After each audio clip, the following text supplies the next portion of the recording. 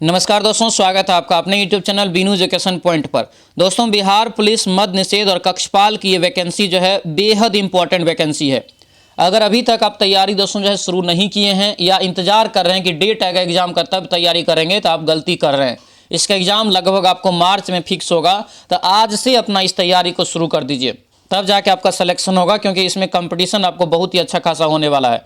बहुत ज़्यादा फॉर्म भी गिरा है और बिहार पुलिस से अच्छा सैलरी भी है और अच्छा जॉब भी है कांस्टेबल से। इसीलिए इस वैकेंसी को हाथ से जाने मत दीजिए। आज से दिन रात एक करके तैयारी करना शुरू कर दीजिए। हम आपको प्रत्येक दिन ये क्लास प्रैक्टिस सेट का सुबह में 8 बजे देते हैं, तो सुबह 8 बजे सभी लोग तैयार रहेंगे चैनल को सब्सक्राइब करके। उसके बाद इसका PDF और अपडेट सारा जितना भी चीज़ का नोटिस होता है, सब चीज़ के लिए आपको कहाँ ज्वाइन करना है, तो आपको ये टेलीग्राम चैनल ज्वाइन करना है। टेलीग्राम आपको जो है इस वीडियो के डिस्क्रिप्शन बॉक्स में आपको डाल दिए हैं, ठीक है। और ये आप चाहते हैं कि नहीं इसी वैकेंसी में हमारा जॉब हो जाए, एक बेस्ट रणनीति बेस्ट कंटेंट के साथ तैयारी करना चाहते हैं, तो जुड़िए हमारे साथ दोस्तों जो है उड़ान बैच से। उड़ान बैच आपको एप्लीकेशन पे होता है, एप्लीकेशन का लिंक दिया हुआ है इस वीडियो के डिस्क्रिप्शन बॉक्स में, तो फटाफट सभी लोग जो है एप्लीकेशन को ज्वाइन कर लीजिए, ठीक है। वहाँ से आपका 100% जो है रिजल्ट आपका श्योर हो जाएगा। हाथ से जाने मत दीजिए इस वैकेंसी को दोस्तों, ठीक है। तो चलिए दोस्तों, यहाँ पर एक नए सिरे से प्रैक्टिस सेट की शुरुआत करते हैं। जितने भी लोग नए हैं इस चैनल को सब्सक्राइब कर लीजिएगा और इस वीडियो को लाइक कर दीजिएगा। लास्ट में जरूर बताइएगा कि ये क्लास आप लोगों को कैसा लगा। तो चलिए दोस्तों, क्लास को हम लोग अब शुरू करते हैं। तो चलिए दोस्तों, क्लास को हम लोग यहाँ पर शुरू करते हैं। पहला यहाँ पे प्रश्न देखिए क्या पूछा जा रहा है कि पुष्यमित्र शुंग द्वारा मारा जाने वाला अंतिम मौर्य शासक कौन था। तो राइट आंसर जो एक का होगा ये बृहत्दत्त हो जाएगा। ऑप्शन नंबर बी आपका राइट आंसर होगा। और यही क्वेश्चन आपको अलग तरीका से पूछा जाता है कि मौर्य वंश का अंतिम शासक कौन था, तो क्या हो जाएगा, ये बृहत्दत्त होगा। तो ये भी यहाँ से आपको याद रखना है, ठीक है। और ये पुष्यमित्र शुंग ने दोस्तों जो है बृहत्दत्त की हत्या करके एक अलग वंश की स्थापना किया, जिसका नाम रखा जो है शुंग वंश, ठीक है। तो ये भी यहाँ से आपको याद रखना है। अगले क्वेश्चन पे आते हैं। दिया यहाँ पे है कि पुस्तक एक है हुमायूंनामा, किसके द्वारा ये लिखी गई है। हुमायूंनामा किसने लिखी थी, दो का राइट आंसर क्या होगा, तो ये गुलबदन बेगम। ऑप्शन नंबर बी आपका ये राइट आंसर होगा, गुलबदन बेगम यहाँ से आपको याद रखना है। जो कि ये हुमायूं जो था ये हुमायूं का जब बहन थी, ठीक है। तो ये भी यहाँ से आपको ध्यान रखना है। अगले क्वेश्चन पे आते हैं। दिया है कि चंद्रगुप्त मौर्य चंद्रगिरी पर्वत श्रवण बेलगोला किस जैन संत के साथ गया था, ये बताइए। तो 3 का जो राइट आंसर होगा ये भद्रबाहु हो जाएगा। आंसर यहाँ से क्या होगा, तो ये सी आपका राइट आंसर होगा, भद्रबाहु यहाँ से इसका जो है करेक्ट आंसर होगा। तो ये यहाँ से दोस्तों याद रखना है, ठीक है। और यानी कि दोस्तों जो है अगर पूछे कि जैन धर्म से जब दीक्षा लिया तो इसके जो है किसके शिष्य बने थे, तो ये भद्रबाहु के ही शिष्य बने थे, ठीक है। यानी पूछे चंद्रगुप्त मौर्य के जो है जैन धर्म में गुरु कौन थे, तो ये आपका हो जाएगा भद्रबाहु। अगला क्वेश्चन है, किसने रॉलेट एक्ट को काला कानून कहा था। रॉलेट एक्ट को किसने काला कानून कहा था, तो ये गांधी जी के द्वारा कहा गया था। ऑप्शन नंबर बी आपका ये करेक्ट आंसर होगा। और ये रॉलेट एक्ट जो लाया गया था दोस्तों ये 1919 में लाया गया था, ठीक है। इसमें संदेह के आधार पर एक प्रकार से दोस्तों क्या किया जाता था, तो गिरफ्तार कर लिया जाता था, ठीक है। तो आंसर यहाँ से बी आपका ये करेक्ट आंसर हो जाता है। अगला क्वेश्चन यहाँ पे है, आर्य समाज के संस्थापक कौन थे। आर्य समाज की स्थापना हो जाएगा Swami Dayanand Saraswati. Option number C होगा। इसकी स्थापना जो किया है ये 1875 ईस्वी में दोस्तों जो है मुंबई में इसकी स्थापना किया गया था, याद रखना, ठीक है। और ये आर्य समाज एक जो है हिंदू सुधार आंदोलन का दोस्तों ये हिस्सा है, ये भी याद रखेंगे। अगले क्वेश्चन पे आते हैं। दिया यहाँ पे है कि भारत का पहला गवर्नर जनरल कौन था। तो भारत का जो पहला गवर्नर जनरल दोस्तों आपका हो जाएगा, इसका राइट आंसर होगा लॉर्ड विलियम बेंटिंग। आंसर यहाँ से क्या होगा, तो ये डी आपका करेक्ट आंसर होगा। डी यहाँ से दोस्तों याद रखना है, ठीक है। अगले क्वेश्चन पे आते हैं। दिया यहाँ पे है कि निम्नलिखित स्थानों में से कौन सा स्थान सूफी सर्किट का एक भाग है तथा पटना जिले में दोस्तों स्थित है। 7 का राइट आंसर क्या होगा, तो ये हो जाएगा खनकाह और ये मुजीबिया। आंसर ये बी आपका यहाँ से बिल्कुल राइट आंसर होगा। तो बी दोस्तों यहाँ से आपको ध्यान रखना है। आगे बढ़ते हैं। दिया है कि दिल्ली में स्थित लाल किले में मोती मस्जिद का निर्माण किसने करवाया, ये बताइए। तो देखिए दिल्ली का जो लाल किला है उसका निर्माण शाहजहां ने करवाया, और उसके अंदर जब जाएंगे तो एक मोती मस्जिद उसमें बना हुआ है, उसका निर्माण करवाया है किसने, तो औरंगजेब ने करवाया है। आंसर क्या होगा, तो ये सी आपका जो है राइट आंसर होगा। तो सी यहाँ से दोस्तों याद रखना है। अगले क्वेश्चन पर आते हैं। दिया है कि भारत के निम्नलिखित में से किन स्थानों के बीच महात्मा गांधी के नेतृत्व में अंग्रेजों के विरुद्ध नमक मार्च आयोजित किया गया था। तो ये दोस्तों 9 का जो करेक्ट आंसर होगा यहाँ से ये डी हो जाएगा, अहमदाबाद से डांडी। और अहमदाबाद में भी जगह पूछे तो ये साबरमती होता है। क्या होता है? साबरमती होता है। तो ये भी यहाँ से आपको ध्यान रखना है, ठीक है। अगले क्वेश्चन पे आते हैं, खरीफ की कौन सी फसल पशुओं के चारे के रूप में उपयोग में ली जाती है? खरीफ की कौन सी फसल पशुओं के चारे के रूप में उपयोग में ली जाती है? 10 का करेक्ट आंसर क्या होगा? तो ये होगा ज्वार और बाजरा। आंसर क्या होगा? तो ये सी आपका राइट आंसर होगा, ज्वार और बाजरा। दोस्तों यहाँ से ध्यान रखेंगे। आगे बढ़ते हैं, दिया है कि भारत में प्रथम रेलगाड़ी मुंबई से डैश के मध्य चलाई गई थी। भारत में प्रथम रेलगाड़ी मुंबई से किसके बीच चलाई गई थी, ये पूछा जा रहा है। तो ये हो जाएगा आपको थाने के बीच, और ये 1853 में दोस्तों चलाई गई थी। और ये टोटल डिस्टेंस था इसमें दोस्तों ये 34 किलोमीटर था, ठीक है। और ये भी पूछा जाता है किसके शासनकाल में गवर्नर कौन थे? तो ये हो जाएगा आपको डलहौजी, ठीक है, डलहौजी हो जाएगा। अंग्रेज के शासनकाल में ही आपको भारत में पहली ट्रेन जो है चली थी। अगला क्वेश्चन है, वह राज्य और जहाँ दोस्तों कर राज्य का युग्म दिया है जहाँ कटीले वन और झाड़ियाँ पाई जाती है, वह कौन सा है? तो 12 का जो करेक्ट आंसर होगा ये आपको गुजरात और राजस्थान हो जाएगा, क्योंकि यहाँ पर दोस्तों ज़्यादातर आपको क्या है, तो रेगिस्तानी एरिया है। तो इसीलिए यहाँ पर दोस्तों ये कटीले वन और झाड़ियाँ जैसी जो है पौधा पाया जाता है, पेड़ पाया जाता है। यहाँ पे बड़ा बड़ा दोस्तों वृक्ष आपको ज़्यादा नहीं मिलेगा, ठीक है। अगले क्वेश्चन पे आते हैं, इनमें से कौन सा लौह अयस्क कारखाना समुद्र तट पर स्थित है, ये बताइए। तो समुद्र तट पे जो स्थित है ये विशाखापत्तनम। ऑप्शन नंबर सी आपका राइट आंसर होगा, जो कि आपको ये विशाखापत्तनम आंध्र प्रदेश में हो जाएगा, ठीक है। आगे बढ़ते हैं, दिया है कि भारत में सहकारी दूध उत्पादन एवं आंदोलन कहाँ से शुरू हुआ था? 14 का राइट आंसर ये क्या होगा? तो ये गुजरात से, ठीक है, गुजरात से दोस्तों ये आपका हो जाएगा। गुजरात यहाँ से याद रखना इंपॉर्टेंट रहेगा। सरदार सरोवर परियोजना किस नदी पर स्थित है? तो सरदार सरोवर परियोजना जो है आपको नर्मदा नदी पर, ये भी आपको गुजरात में ही दोस्तों स्थित है, ध्यान रखना।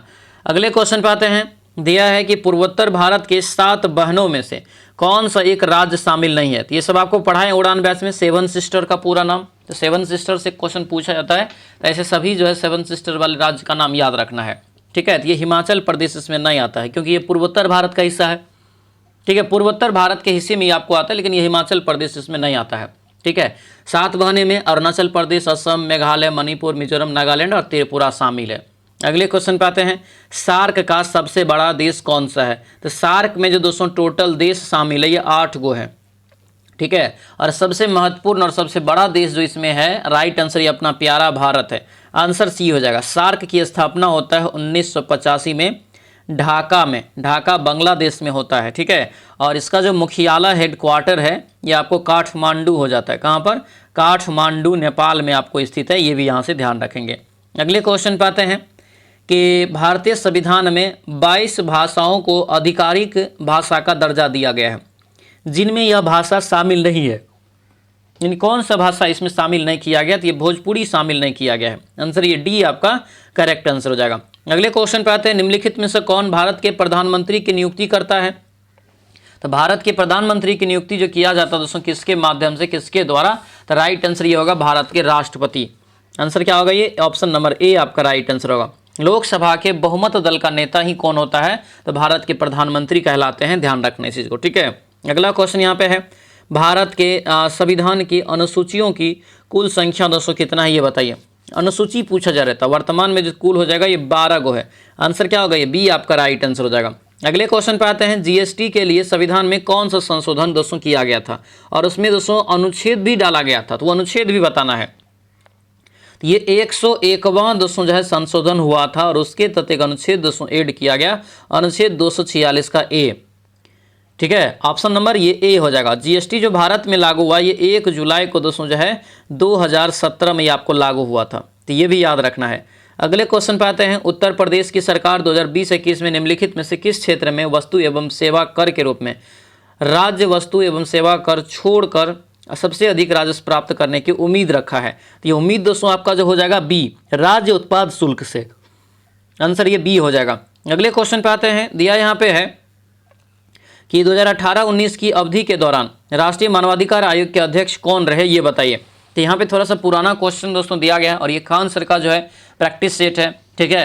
राइट आंसर यहाँ से हो जाएगा ये एच.एल. दत्तू। ऑप्शन नंबर यहाँ से ए आपका करेक्ट आंसर होगा, ए याद रखना है, ठीक है। लेकिन वर्तमान में अगर याद रखेंगे तो वर्तमान में आपका अरुण मिश्रा है, ठीक है। अगला क्वेश्चन यहाँ पे है, आंतरिक सुरक्षा विभाग निम्नलिखित में से किस मंत्रालय के अंतर्गत काम करता है, ये बताइए। आंतरिक सुरक्षा जो काम करते हैं गृह मंत्रालय के अंतर्गत, होम मिनिस्ट्री के अंतर्गत। और वर्तमान में होम मिनिस्टर कौन है, तो भारत के, तो वो है अमित शाह। ठीक है। अगला क्वेश्चन है, भारत के उच्चतम न्यायालय तथा उच्च न्यायालय की भाषा संबंधी निर्देश किस अनुच्छेद में दिया गया है। भाषा से संबंधित दोस्तों ये 348 में दिया गया है। ठीक है, ये 348 ध्यान रखेंगे। अगला क्वेश्चन यहाँ पे है, निम्नलिखित में से किस वर्ष भारतीय आईटी अधिनियम 2000 जो है में प्रमुख संशोधन किया गया था, तो ये जो हो जाएगा 2008। ऑप्शन नंबर सी आपका राइट आंसर होगा। 2008 में दोस्तों आपको किया गया था, ध्यान रखना है। ठीक है, आईटी से संबंधित, लेकिन ये जो लागू हुआ था ये आपको 2009 में जाकर के दोस्तों लागू किया गया था, ध्यान रखना इसको। ठीक है, इंफॉर्मेशन टेक्नोलॉजी। अगला क्वेश्चन यहाँ पे है कि मानवाधिकार संधि निकायों के स्वतंत्र विशेषज्ञों का कार्यकाल कितने वर्ष का होता है, ये बताइए। तो ये जो होगा कितने वर्ष का, तो ये होता है 4 वर्ष का। आंसर ये डी आपका राइट आंसर होगा, ये 4 वर्ष का दोस्तों होता है, ये ध्यान रखना है। ठीक है। अगला क्वेश्चन यहाँ पे है, भारतीय संविधान के निम्नलिखित मौलिक अधिकारों में से कौन सा दोस्तों 14 वर्ष से कम आयु के बच्चों के रोजगार पर प्रतिबंध लगाता है। तो ये 28 का जो राइट आंसर होगा ये सी हो जाएगा। शोषण के विरुद्ध दोस्तों आपको ये अधिकार हो जाएगा। ठीक है, जो कि अनुच्छेद कितना में है, तो 23-24, अनुच्छेद 23-24 में आपको दिया गया, ध्यान रखना। आगे बढ़ते हैं, भारत में मानव अधिकार संरक्षण अधिनियम कब लागू हुआ, ये बताइए। भारत में मानव अधिकार संरक्षण अधिनियम कब लागू हुआ, तो 29 का जो राइट आंसर होगा ये 1993 में। आंसर ये सी आपका राइट आंसर होगा, 1993 में लागू किया गया। इसमें टोटल 8 अध्याय है और 43 को धारा है, 43 को धारा है, ये भी याद रखना। आगे बढ़ते हैं, दिया यहाँ पे है कि वर्ष 2008 के केंद्रीय बजट में भारत के राष्ट्रपति का वेतन प्रति माह दोस्तों कितना कर दिया गया, ये बताइए। ये जो दोस्तों बढ़ा करके अभी कितना कर दिया है, 30 का राइट आंसर क्या होगा, तो ये 5 लाख कर दिया गया है। कितना, 5 लाख। ऑप्शन नंबर डी आपका ये राइट आंसर होगा, 5 लाख हो जाएगा।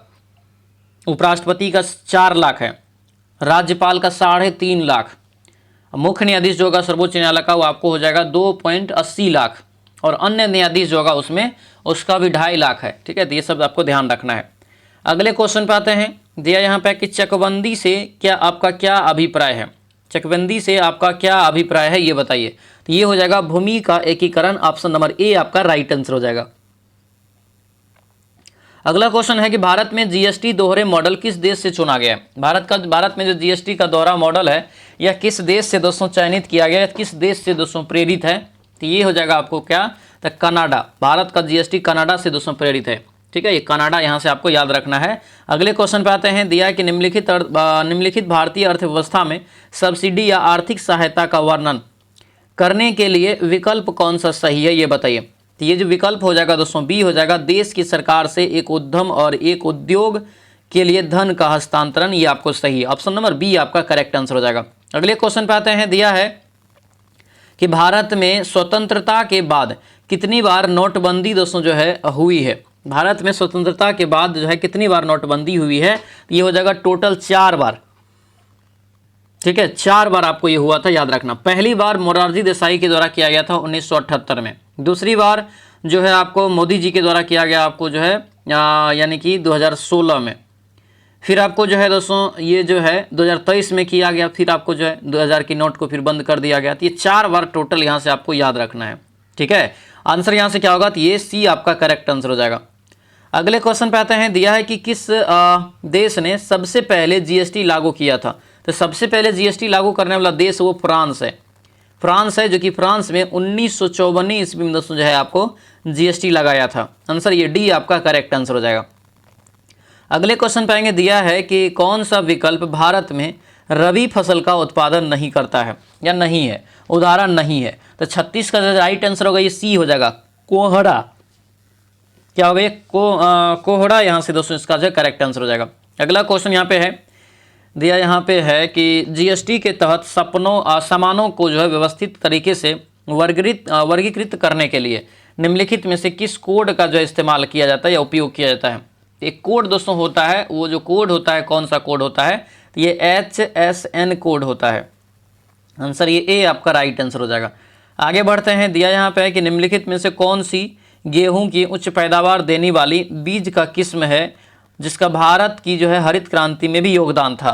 तो भारत के हरित क्रांति में भी इसका योगदान है, तो ये आपको हो जाएगा लार्मा रोजो, लार्मा रोजो, ऑप्शन ये बी आपका करेक्ट आंसर हो जाएगा। आगे बढ़ते हैं, दिया है कि वह कौन सा अंतिम वर्ष था जब भारत में रेल बजट और केंद्रीय बजट अलग अलग दोस्तों जो है प्रस्तुत किया गया था, ये बताइए, अलग अलग प्रस्तुत किया गया था। तो ये दोस्तों जो वर्ष हो जाएगा 2016, आंसर यहाँ से ए आपका बिल्कुल जो है करेक्ट आंसर हो जाएगा। अगले क्वेश्चन पे आएंगे, निम्नलिखित में से कौन सा बैंक भारत का सबसे पुराना सार्वजनिक बैंक है, ये बताइए। भारत का सर्वाधिक जो है पुराना सार्वजनिक बैंक कौन सा है, ये बताइए। ये आपका हो जाएगा दोस्तों Allahabad Bank, option number C आपका ये राइट आंसर होगा। इलाहाबाद बैंक आपको यहाँ से ध्यान रखना है। आगे बढ़ते हैं, दिया है कि अर्थशास्त्र विज्ञान के लिए वर्ष 2018 का नोबेल पुरस्कार जो है विलियम डी नॉर्ड हॉस और पॉल एम रोमर को दिया गया था। ये दोनों डैश के निवासी है, ये बताइए। तो ये दोनों किसके निवासी हो जाएगा, तो ये संयुक्त राज्य अमेरिका के दोस्तों निवासी है, आंसर ये आपका करेक्ट आंसर हो जाएगा। आगे बढ़ते हैं, दिया है कि कौन सा दिन केंद्रीय रिजर्व बैंक पुलिस यानी सीआरपीएफ की स्थापना दिवस के रूप में मनाया जाता है। सीआरपीएफ की स्थापना 1939 में 27 जुलाई को होता है, इसलिए 27 जुलाई हो जाएगा, आंसर ये डी आपका करेक्ट आंसर हो जाएगा। ठीक है, अगले क्वेश्चन पे आते हैं, दिया है कि भारत के निम्नलिखित में से किस पूर्व प्रधानमंत्री द्वारा डिस्कवरी ऑफ इंडिया पुस्तक जो है लिखी गई है। डिस्कवरी ऑफ इंडिया यहाँ पे पुस्तक किसके द्वारा लिखी गई है, तो आपको Pandit Jawaharlal Nehru, option number D आपका ये करेक्ट आंसर हो जाएगा।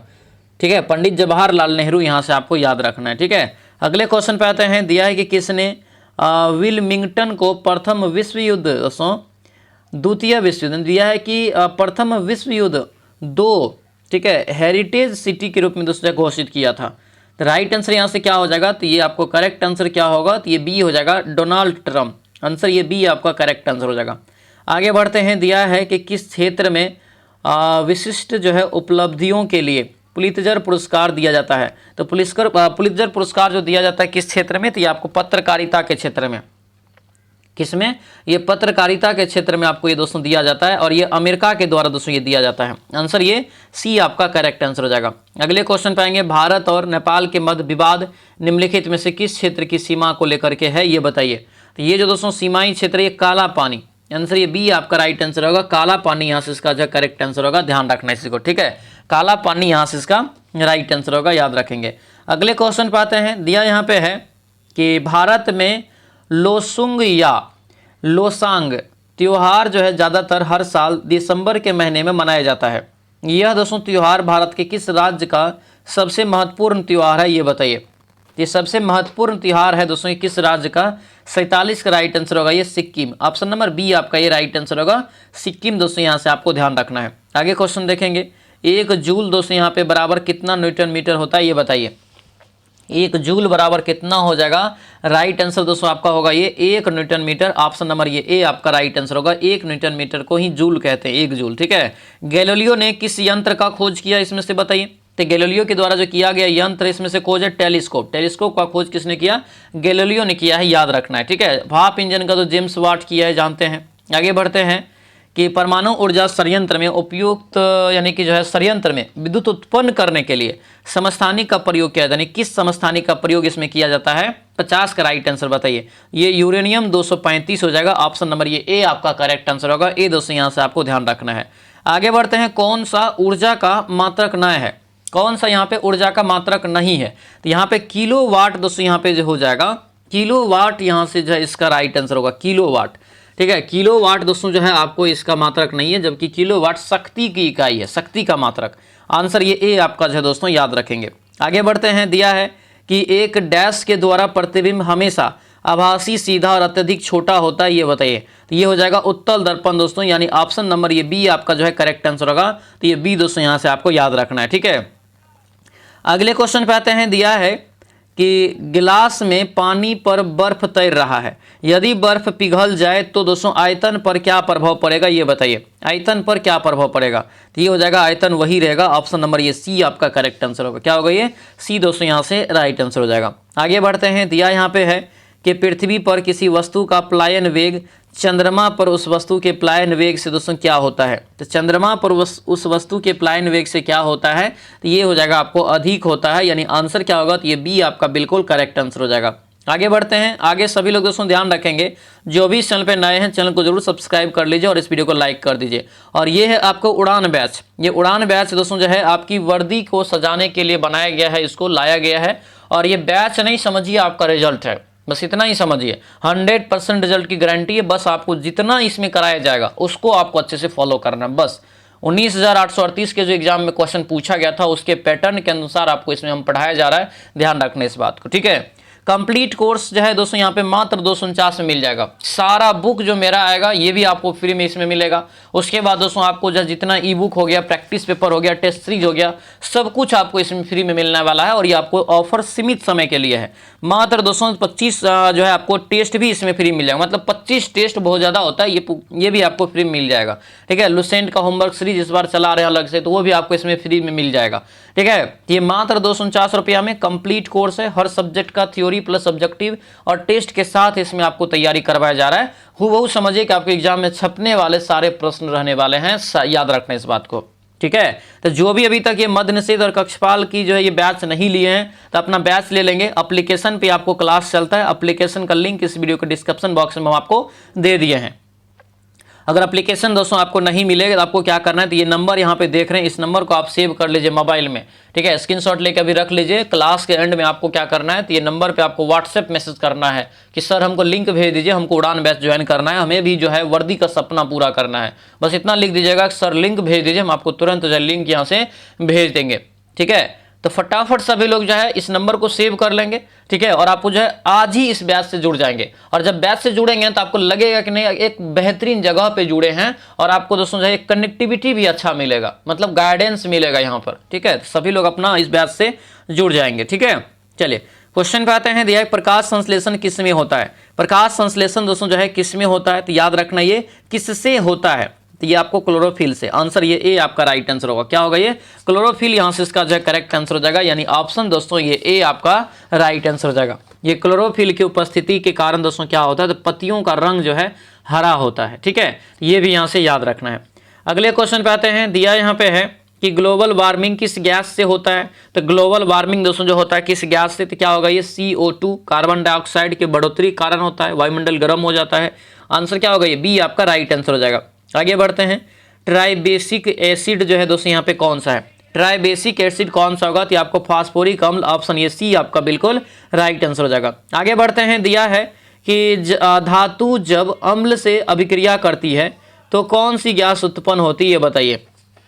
धातु जब अम्ल से अभिक्रिया करती है तो कौन सी गैस उत्पन्न करती है, ये बताना है। तो ये हो जाएगा आपको हाइड्रोजन। आंसर यहाँ से क्या होगा, तो ये डी आपका राइट आंसर होगा, हाइड्रोजन दोस्तों यहाँ से आपको याद रखना है। आगे बढ़ते हैं। रासायनिक जो है परिवर्तन नहीं है कौन सा, तो कौन सा रासायनिक परिवर्तन नहीं है, तो ये आपको हो जाएगा पानी का उबलना। ये एक भौतिक परिवर्तन है, फिजिकल चेंज है। रासायनिक क्या कहते हैं, जो दोबारा अपने फॉर्म में नहीं आ सके। फिजिकल वो होता है जो दोबारा अपने फॉर्म में आ जाता है, ठीक है। अगला क्वेश्चन है। साबुन का जो है सह उत्पाद दोस्तों कौन सा है, इसमें साबुन का सह उत्पाद इसमें से कौन सा होगा, तो ये आपको हो जाएगा ग्लिसरॉल। ऑप्शन नंबर बी आपका राइट आंसर होगा। ग्लिसरॉल के रूप में ये प्राप्त होता है सह उत्पाद, इसका ध्यान रखना, ठीक है।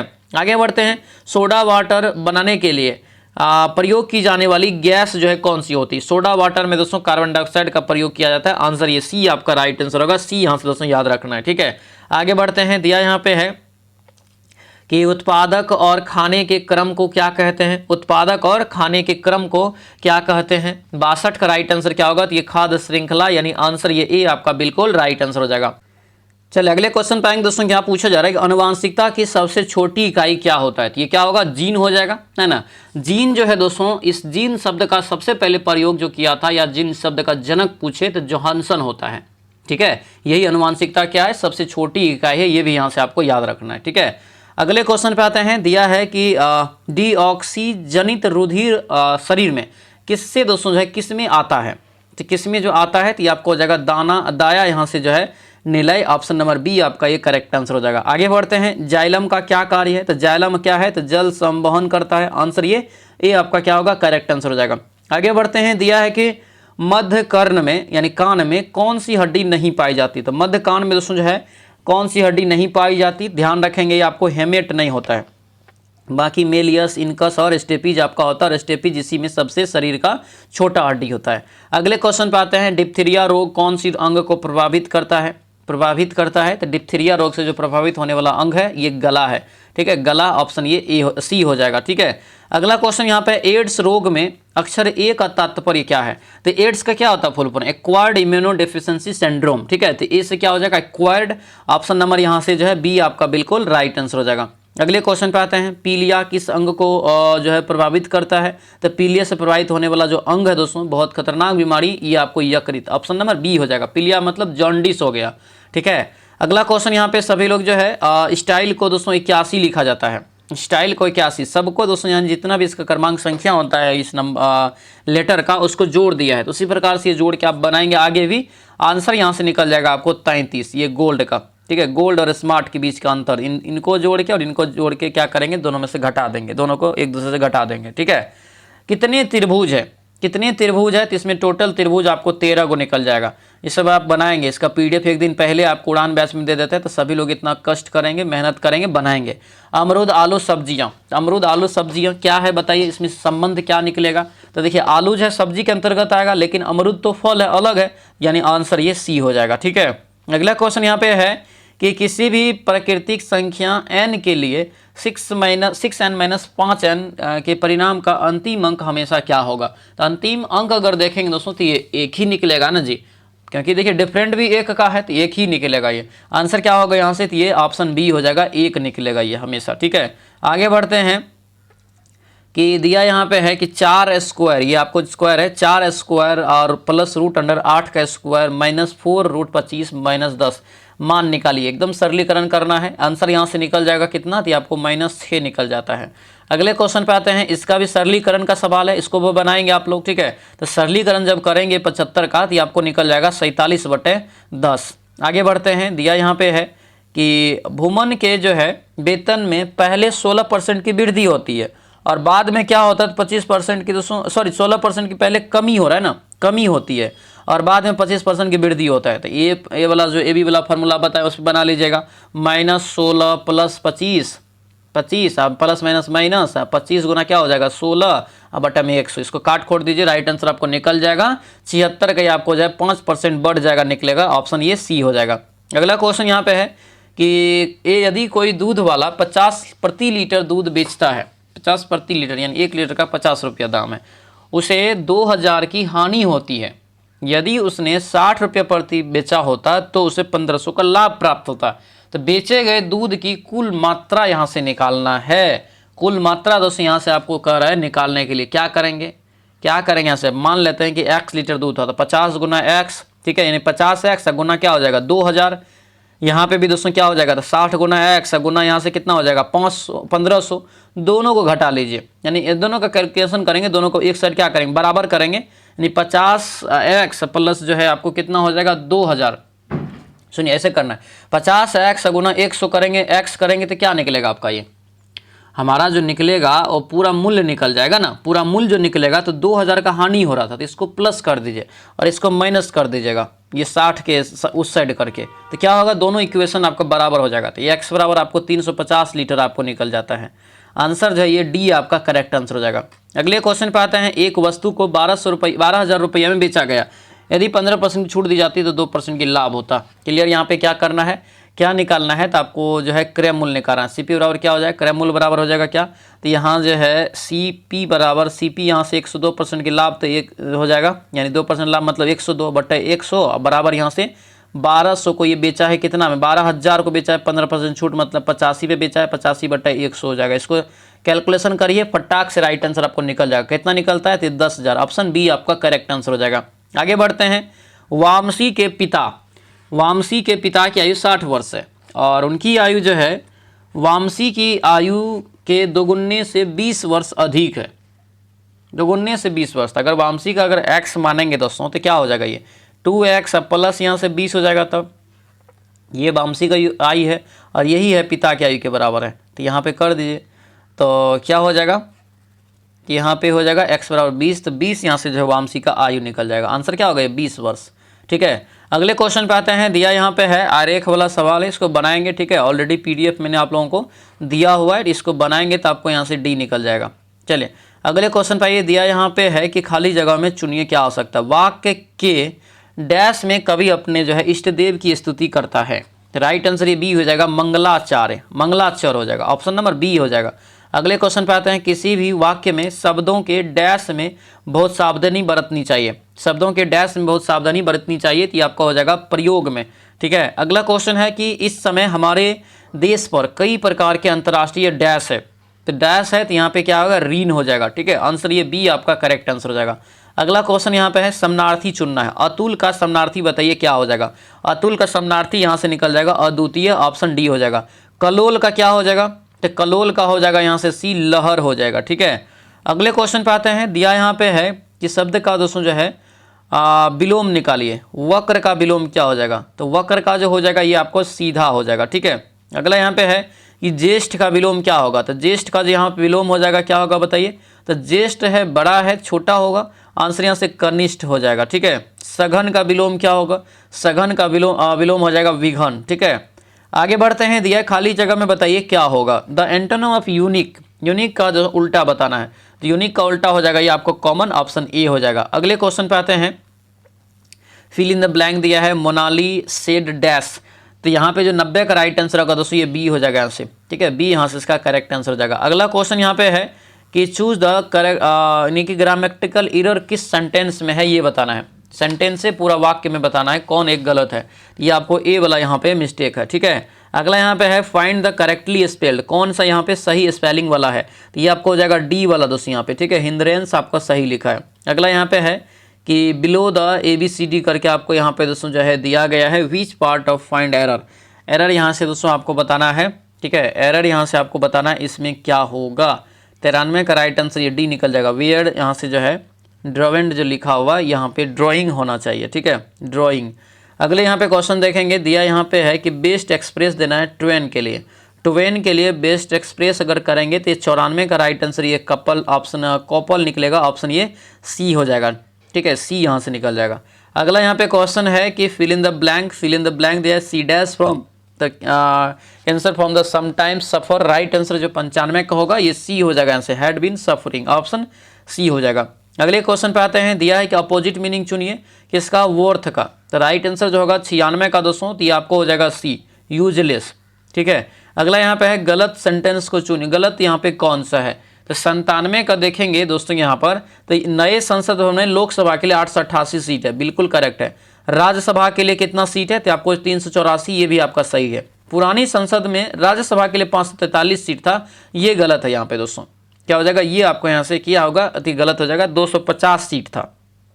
ठीक है, पुरानी संसद भवन में 84 लाख रुपये खर्च हुआ था, ये आपका सही है, यानी ऑप्शन ये सी वाला आपका जाए गलत हो जाएगा। ठीक है, अगले क्वेश्चन पे आते हैं, नए संसद के बारे में गलत छांटे। नए संसद भवन है यहाँ पे एक प्रकार से, भवन में एक संविधान हॉल होगा, क्या है ये, सही है गलत है, ये आपको जो है बिल्कुल सही है। यह भवन 4 मंजिला है, ये भी सही है। और इसमें जो है बैठने के लिए दिया है कि दोस्तों जो है आपको 1080 सीटें हो सकती है, क्या ये सही है गलत है, गलत है ना, आपको 888 हो गया लोकसभा, 384 राज्यसभा, दोनों को जोड़िए तो आपको 1080 ने ज़्यादा होता है।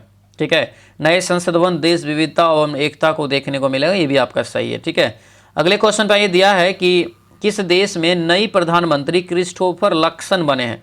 क्रिस्टोफर लक्सन किस देश के नई प्रधानमंत्री बने हैं वहाँ का, तो राइट आंसर हो जाएगा न्यूजीलैंड, ऑप्शन नंबर डी आपका ये करेक्ट आंसर हो जाएगा। अगले क्वेश्चन पाएंगे, किस राज्य में केंद्रीय जनजाति विश्वविद्यालय की स्थापना को मंजूरी मिला है, तो ये जो दोस्तों राज्य हो जाएगा तेलंगाना हो जाएगा, आंसर क्या होगा, ये सी आपका बिल्कुल राइट आंसर होगा। ये आपका दोस्तों जो है क्लास था सेट नंबर ये 4 खान सर के द्वारा जो है निकाला गया है।